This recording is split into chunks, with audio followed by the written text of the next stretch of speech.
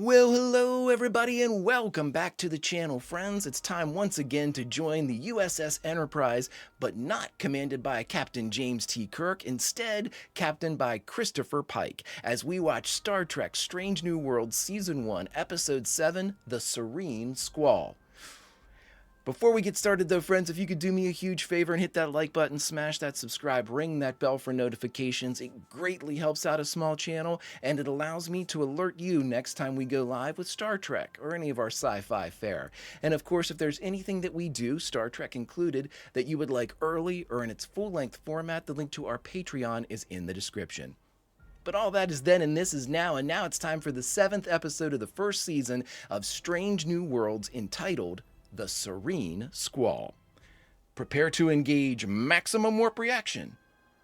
And away we go!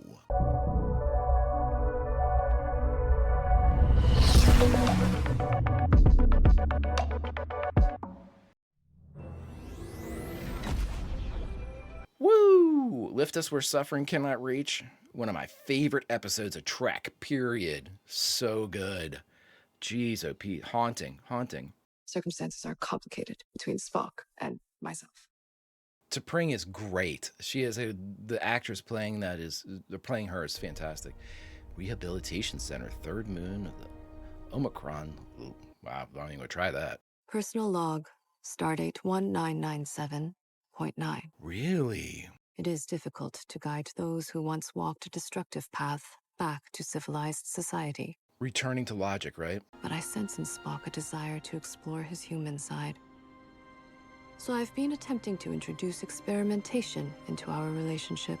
Spice things up. I've been doing research on human sex. What? In Tropic of Cancer. What? I have not read it. Meanwhile, Erica Jung's fear of flying presents a female point of view, while still tied to a 20th century conception. Look how much research she's done.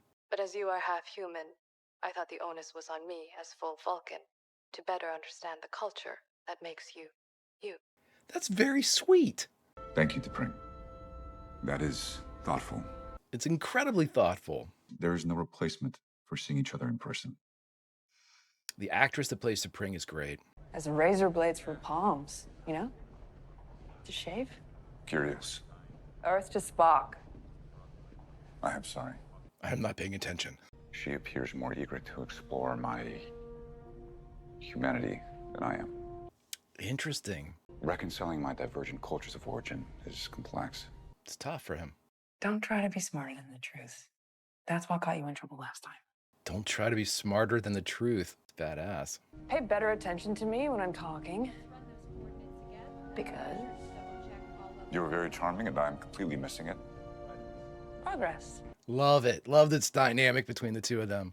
They've been stranded on the edge of non-Federation space for months. When did the colonial ships lose power, Dr. Aspen? 26 days ago. Dr. Aspen? I see why Starfleet calls you their Boy Scout. They do not call me that. They do. But I'm not the Boy Scout. Dude. This sector is the Quadrant's version of the Wild Wild West. So. Ooh, cool. It's up an unaffiliated vessel called the Serene Squall carrying out raids along the border. Unaffiliated. Pirates. Pirates. These pirates are outsiders, fiercely loyal to each other. That bond can be more powerful than any weapon. Your file says that you used to serve as a counselor on Starbase 12. Why the switch to humanitarian work? Really? Not everyone who needs help is lucky enough to be in the Federation. We don't have a counselor on the Enterprise. We're at the coordinates of the damaged colonial ships. I think you'll want to see this. I'm going to say this, man. Chris's room is f***ing baller. It's all that remains of the colonists. Oh, shit. Any survivors? No life signs, sir. Oh, my God. Is there any sign of it? None, counselor. Already using counselor. Love it. I know it's a legacy title, but still, it's cool. Entering non-Federation space requires Starfleet approval. How long for a request to reach Starfleet? At this distance, 2 days. Long gone. Send the request, Mr. Spock, or take us at a course. We'll drop subspace buoys as we go to maintain comms. Those buoys will be our only connection to civilization. I'm aware, Mr. Spock, but I'm not waiting to be told it's okay to keep people off the auction block. Ooh. Wow, good flying, Erica. Holy shit. I thought that was a mine at first. It is a communications buoy. Chris is going to tell us about the Final Frontier. Good setup. I'm liking this. Wild, Wild West. We got pirates out here, just exploded colony ship. It's very expanse. Love it, love it, love it. So Dr. Aspen then. I like that. The fact that Spock already called him counselor. Interesting, interesting. I'll always be a fan of the original, but if you're gonna revamp her, you know, with new graphics, it's a good job. Uh-oh. Is a party going on? Hey. The captain has been trying to reach you. Your presence is requested on the bridge. The doctor was enjoying some beats. Well, not all of us have had the pleasure of a call in art of purge all emotion. You are familiar with the ritual? I've worked with Vulcans before. Wow. You naturally have emotions, so why erase them? Kolinar offers clarity. Yeah. I very much look forward to mine. Interesting. He hasn't sniffed his emotions yet. Oh, he hasn't. Okay. Could the colonists have the capacity to send one, even without their ships?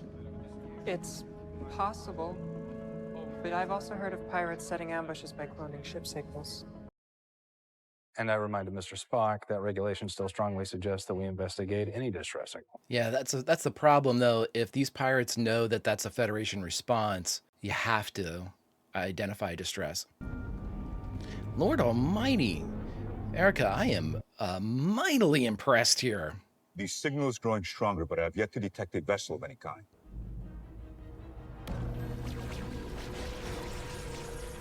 Oh shit! Oh shit! It's formed by multiple asteroids equipped with high-energy electromagnetic reflectors. Recommend we do not cross one of the beams. What happens if we do? At best, it will shut down the ship. At worst? Kaboom? Indeed. We should avoid the laser net. Sir, the net appears to be growing smaller. Oh, great. Whichever asteroid is emitting the highest amount of energy is likely the source of the beams. Isolate that one and the entire trap should shut down. But if we choose wrong? Kaboom. Scanning electromagnetic signatures of each asteroid. There's a boy. Target phasers. Targeting. So you take the one that has the activation signal, right? Either asteroid could be the source of electromagnetic energy. So which asteroid do we shoot? Sir, it is impossible to determine with any certainty. Best guess. Just make a choice, Spock. Designate 22A, fire! Oh, he's not sure. Well done, Mr. Spock. Woo! Was that like a scientific hunch or was that a guess? It looks like a insect. How big is that? May I help you, Counselor? I came to ask you that. Have I acted in a way that suggests I need assistance? No. That's why I ask. I like this character. I always think counselors are needed on all these ships. We're going to have a heart attack when Pike told you to go with your gut. Captain Pike is comfortable operating off of hunches. I have found the experience to be disturbingly similar to guessing. It is illogical. Says you.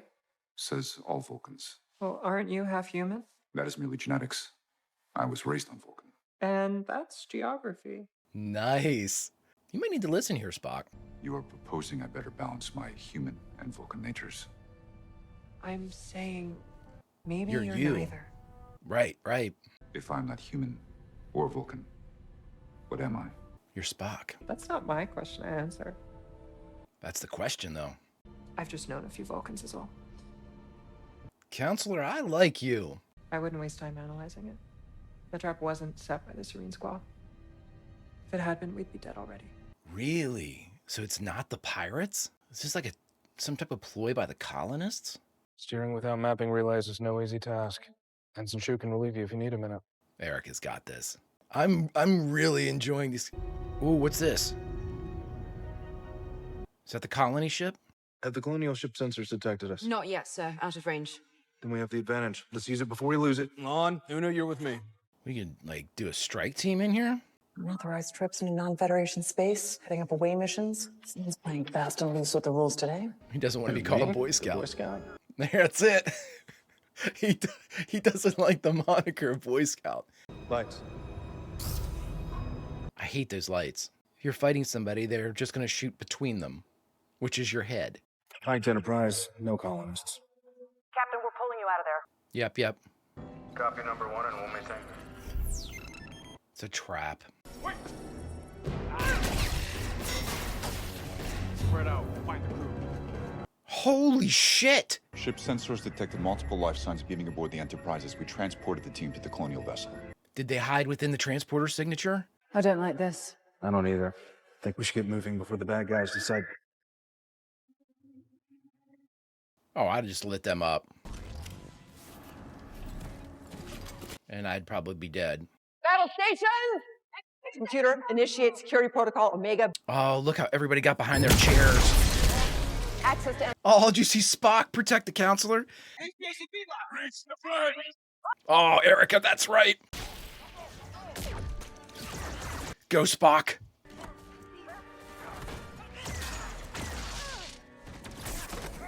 No.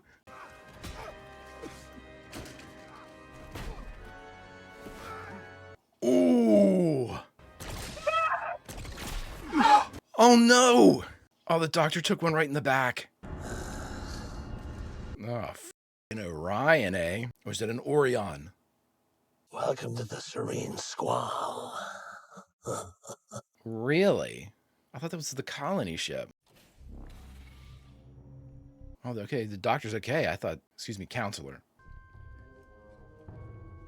How many people did they beam over? Lord almighty.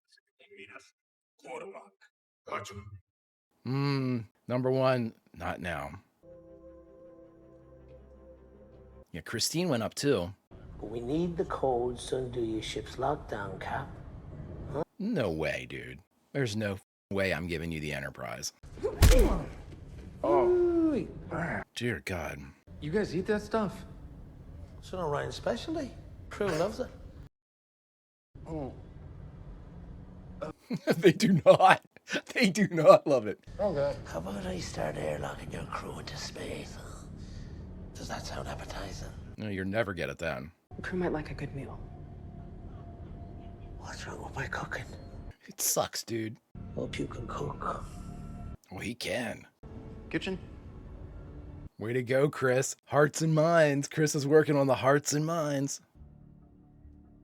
Christine, be careful. You'll never understand why it's so hard to send a simple SOS. Oh, it's too loud. It's too loud.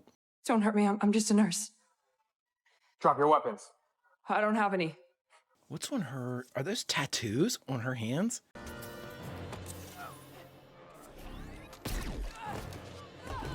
Christine, be careful. Nice job. Hide, hide. Grab a weapon and hide. Weapon! Like, please. We haven't eaten in months. Okay. Come here. I love this. Great approach, Chris. Before they catch us, we'll have sold your ship. A lot of people in the quadrant do pay a high price for it. I'm sure.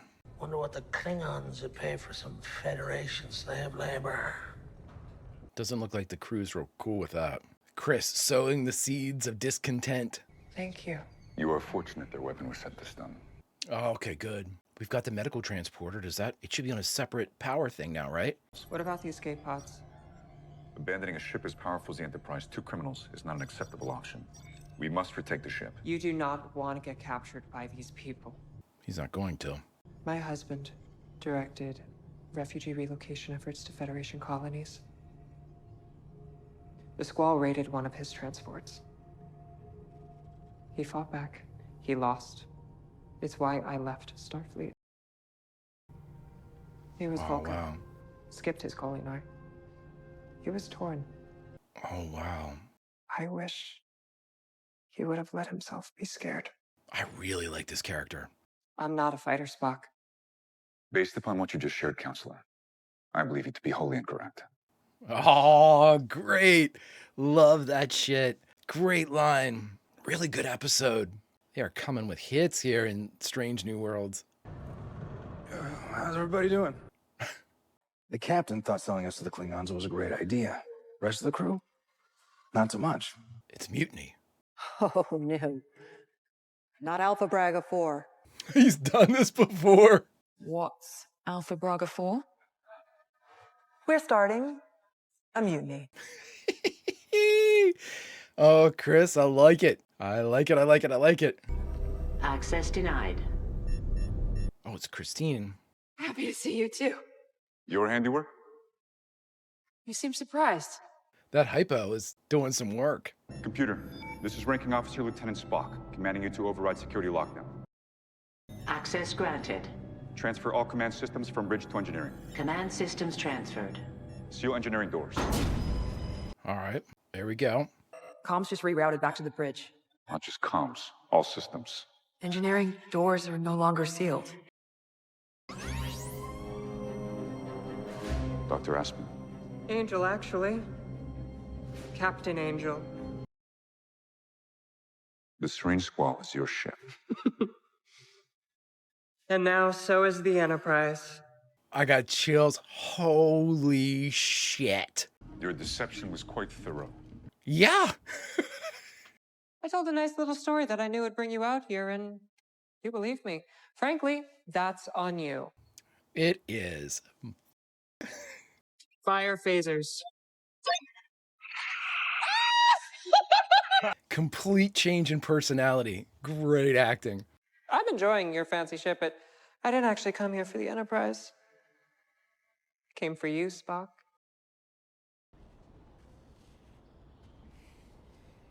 Yeah, so why are we going back to T'Pring then? Subspace transmission for you from the Enterprise. Thank you, son.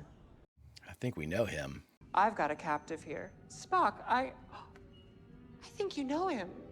Ransom it is, eh? You're holding a friend of mine prisoner, a Vulcan named Zavarius.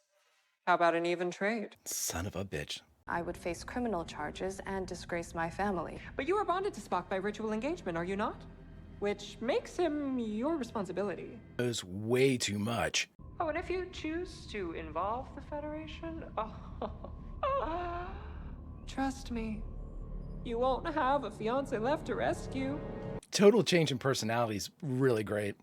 Stories, emotions, compelled you to do exactly what I wanted. Wow. When you figure out who you are, maybe you could fill me in.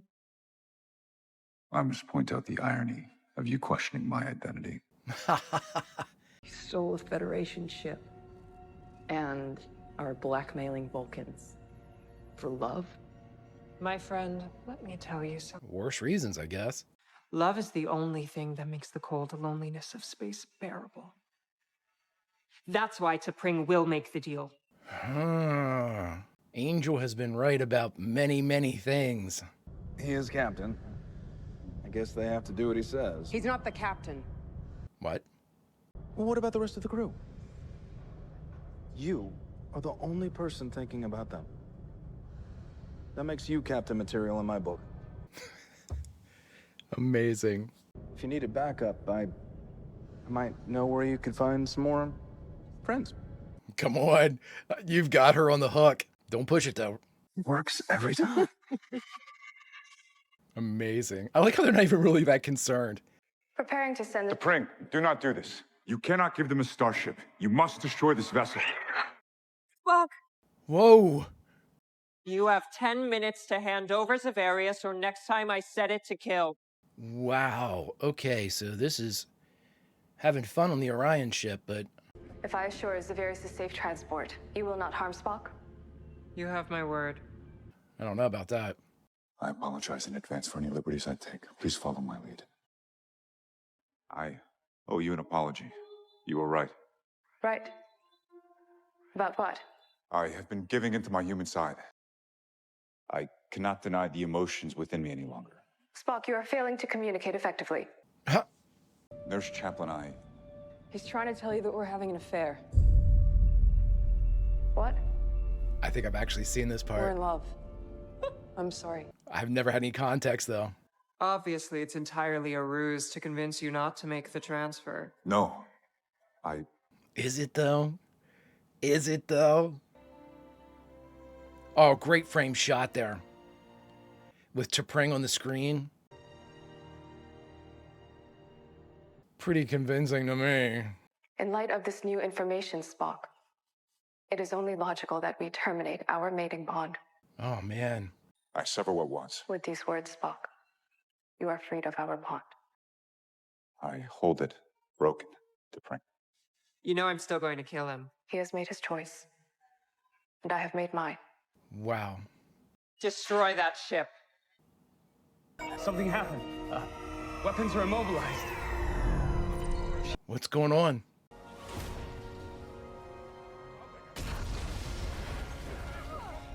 Chris did it. I'm only gonna tell you this once. Get out of my chair. Get the hell out of my chair. That's it, baby. That's it. Oh my God, I love it. Fire to disable impulse thrusters, but gently. Right. The logical move would be to surrender. I think there's more to life than logic. What do you got then? For what it's worth, I did enjoy meeting you, Mr. Spock.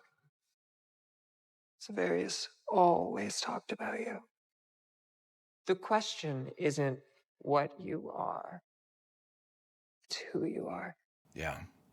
It's actually good advice, but... See you later. I'll just abandon your crew.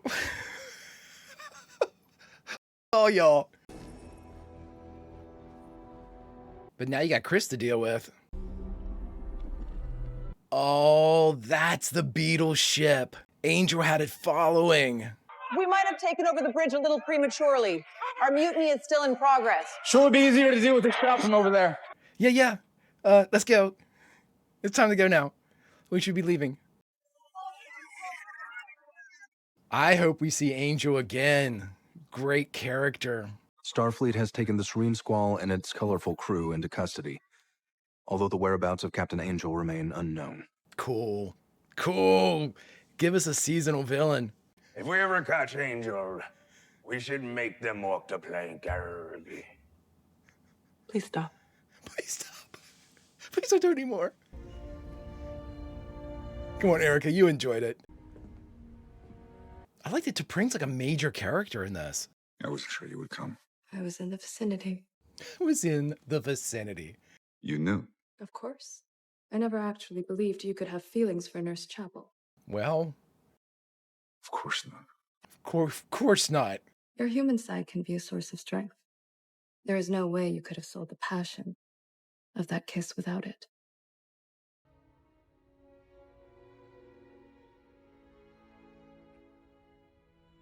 The actor playing T'Pring is so good. Perhaps we should perform a rebonding ritual. That seems logical. It does. It checks out. Checks a lot of boxes. I really like that T'Pring is a reoccurring, pretty major character. We've seen her several times in this season. I came here to thank you. And to applaud your performance on the bridge. Come on now. Lying isn't your strong suit, so I just did what I could. We don't have to talk about it. Why not? You're an honest man. You're not the guy who would chase after another woman while you have a girlfriend. There's no feelings between us. I'm glad to hear that. You know me well. You're a good friend, Mr. Spock. Those are two, no feelings between us. I'm glad to hear that. Two lies. The identity of the prisoner that Angel was trying to free. Yes. Zavarius, right? Ambassador Sarek had a child out of wedlock. He, although full Vulcan, has rejected the teachings of logic. He's one of the Batosh Katur. His brother, from Final Frontier. I believe the Vulcan Angel was attempting to free is someone I was told to avoid at all costs. My half-brother, Cybok. Holy shit. Wow, great reveal there. All right, everybody, we just got done watching Star Trek Strange New Worlds, the 7th episode of the first season, The Serene Squall, and the only thing left to do is talk about it. All right, everyone, we just got done watching the first season, 7th episode of Star Trek Strange New Worlds, The Serene Squall. Really great episode. Very different from Lift Us Where Suffering Cannot Reach, but equally strong. Very good. Some comedic aspects coming in from Pike and Number One and the landing party over on the Orion ship, or the Serene Squall, just as an identifier, putting it under the Orion. But Really interesting. I love the character of Angel or Dr. Aspen or whoever. Really, really cool conversations generated there, specifically identifying the topic of Spock and Spock's kind of mixed heritage and the way that Spock has to go about identifying not himself as a Vulcan or a human or a half Vulcan, half human. Spock is something unique unto himself, which I think is a very great way to look at that. It's not an interesting way because you can say, I'm assuming that Spock is not the only half Vulcan, half human. So, it's not like that is you were in uncharted territory as far as, the biology of it. This is purely about like, psychological who are you? What is identity? And I love that. Okay, so before I came over here to do the thoughts section, I wanted to look up the actor that portrayed Angel and Dr. Aspen. It turns out her name is Jesse James Keitel, a distant relative. I looked up actually the Wikipedia. Incredibly interesting story for this actor. The trans woman goes by she, her pronouns, but incredibly interesting backstory. Was a drag performer by the name of Peroxide. Really cool stuff. Definitely going to check out more from her. Really, really enjoyed everything she did with this. And this is kind of a little bit like a Q&A like I do with the original series. So I wanted to give a couple things that she talked about with her specific performance of Angel, which I thought was really, really good. She said that whenever she changed costumes, like, went from, I think, the workout garb that she had on whenever she was doing her clubbing inside of her room to the mesh catsuit, that was, in her mind, her a way of kind of transforming from Aspen into Angel. And she said if you look, she changes her mannerisms and her walk well before she changes her personality. I am definitely going back and checking that out. I'm not real sure we had a really good comparative for like physical movements between her portrayal of Aspen and the portrayal of Angel, but I'm definitely going to take note now that she kind of called that out. That's a really, really cool touch to kind of like foreshadow a heel turn. Really, really neat. To me, the interactions between Aspen, Angel, and Spock were the definite highlights of the episode. Really cool stuff. And I think it's really an interesting way to talk about Spock's identity, too, is to have somebody that's speaking from a very strong position of identity when you're talking about, a trans actor and a trans woman being able to talk about this. I mean, again, it's you don't want to have too much of kind of like, life influencing art or anything like that. But I think in this respect, it worked really, really well. I think it aided to I guess it was just an earnest delivery of some of those very like, you're not this, you're not that. You don't have to be what is, I think the line that Aspen had was, you don't have to, the world wants you to be a certain way and some people just be that way. But again, it's all about your own personal identity, how you see yourself. That's a very powerful message in all of this. And it was really cool, especially when it deals directly with Spock. Spock is, for those of us that have watched the original series, that's a struggle that's kind of a silent struggle through most of it. Not Mirror Mirror, but Time Amok being like the probably the culmination that I've seen so far of coming to a head of Spock's like warring natures of human and Vulcan. But I think it's a really cool way to kind of introduce this in an earlier setting, a prequel setting to all of those kind of resolutions that we see with T'Pring and all that stuff with his Vulcan side. It's a great exploration into the character. I think that it's being handled very well, and I think that it's providing a really great kind of forward context for the original series too. Now, full disclosure, I've seen several episodes in season 2, and while I didn't have any context for them, I enjoyed them, enjoyed how they looked and everything. I'm really looking forward to watching them again, though. So, because now having seen season 1 or making my way through season 1, I want to take especially this stuff with like that's starting with Spock and Christine Chapel and T'Pring. I've seen some of the things in season 2. I haven't seen like the origin of it yet.